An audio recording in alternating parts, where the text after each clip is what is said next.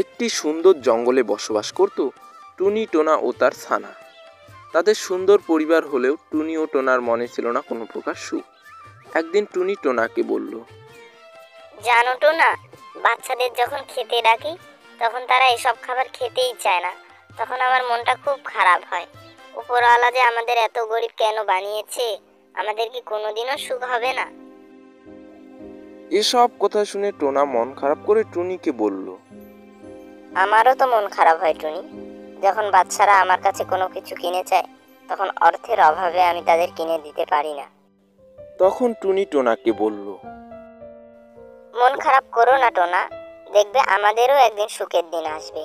তখন আমরা আমাদের সন্তানদের আশা পূর্ণ করতে পারবো। এসব শুনে টোনা বলল, কিন্তু সেই দিনটা কবে আসবে? কবেই বা আমি আমার সন্তানের স্বপ্ন পূরণ করতে পারবো? এসব শুনে টুনির মাথায় একটি বুদ্ধি এলো। তারপর সে টোনাকে বলল, টোনা, আমরা একটা কাজ করতে পারি। আমি শুনেছি বনের শেষে নাকি এক তান্ত্রিক বাবা থাকেন। তিনি নাকি মানুষকে সুখী হওয়ার উপায় বলে দিতে পারেন। চলো আমরা বরং তার কাছে যাই। তিনি যদি আমাদের কোনো কিছু উপায় বলে দিতে পারেন।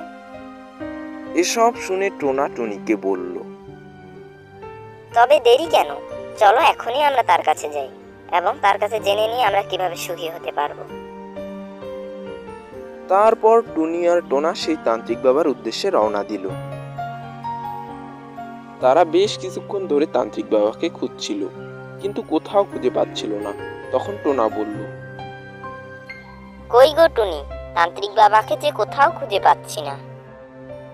এসব শুনে টুনি বলল, টোনা, তুমি একটু ধৈর্য ধরো, নিশ্চয়ই আমরা তান্ত্রিক বাবাকে খুঁজে পাবো। অবশেষে টোনা ও টুনি তান্ত্রিক বাবাকে খুঁজে পেল। ওই তো তান্ত্রিক বাবা, অবশেষে খুঁজে পেলাম। চলো টোনা, তান্ত্রিক বাবার কাছে যাই। তান্ত্রিক বাবা গুহায় বসে ধ্যান করছিলেন। সে সময় টুনি ও টোনা তাকে গিয়ে ডাকলো, বাবা উঠুন, অনেক সমস্যায় পড়ে আপনার কাছে এসেছি, আমাদের সাহায্য করুন, দয়া করে আমাদের সাহায্য করুন, উঠুন। তারপর তান্ত্রিক বাবা ধ্যান ভাঙলো এবং তাদেরকে বলল, কি সমস্যা তোদের? আমাকে সব খুলে বল, আমি এর উপায় বলে দিচ্ছি তোদের। তারপর টোনা তান্ত্রিক বাবাকে বলল, বাবা, আমাদের মনে অনেক দুঃখ, কারণ আমরা খুব দরিদ্র। তার জন্য আমরা আমাদের সন্তানদের ঠিক মতো খেতেও দিতে পারি না, এমনকি তাদের কোনো কিছু কিনেও দিতে পারি না। আমাদের অনেক কষ্ট। বাবা আপনি বলুন আমরা কিভাবে সুখী হতে পারবো এবং ধনী হতে পারবো।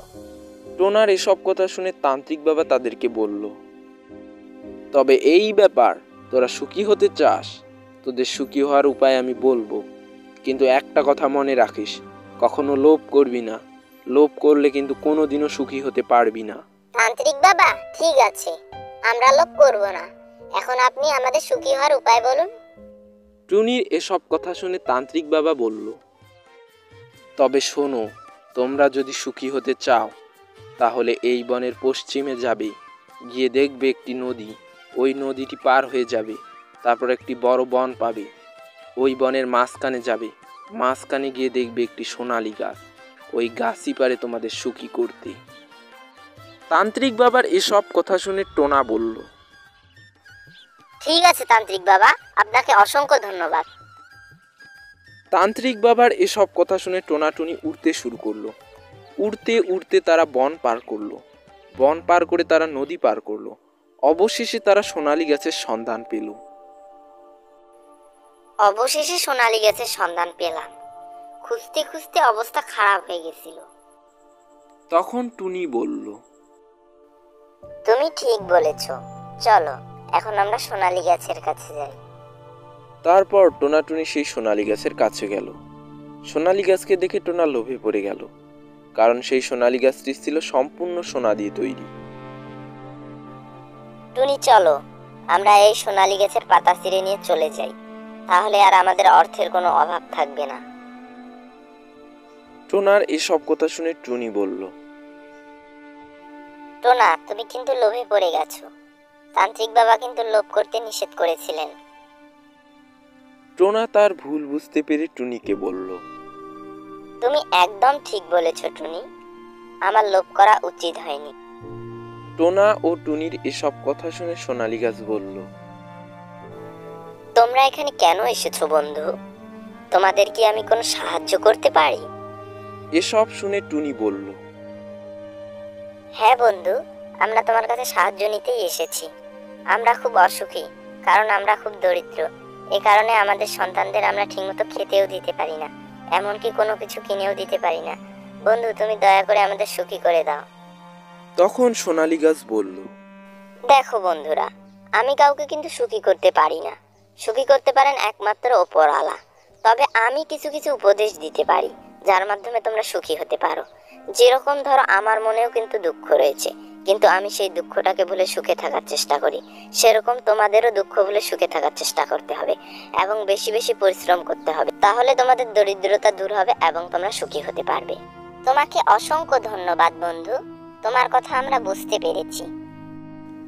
তারপর টোনা টুনি সেই সোনালী গাছের কাছ থেকে বিদায় নিল এবং তাদের বাসার উদ্দেশ্যে রওনা দিল। তারপর থেকে টোনা টুনি বেশি বেশি পরিশ্রম করলো এবং তারা সুখী হতে পারলো।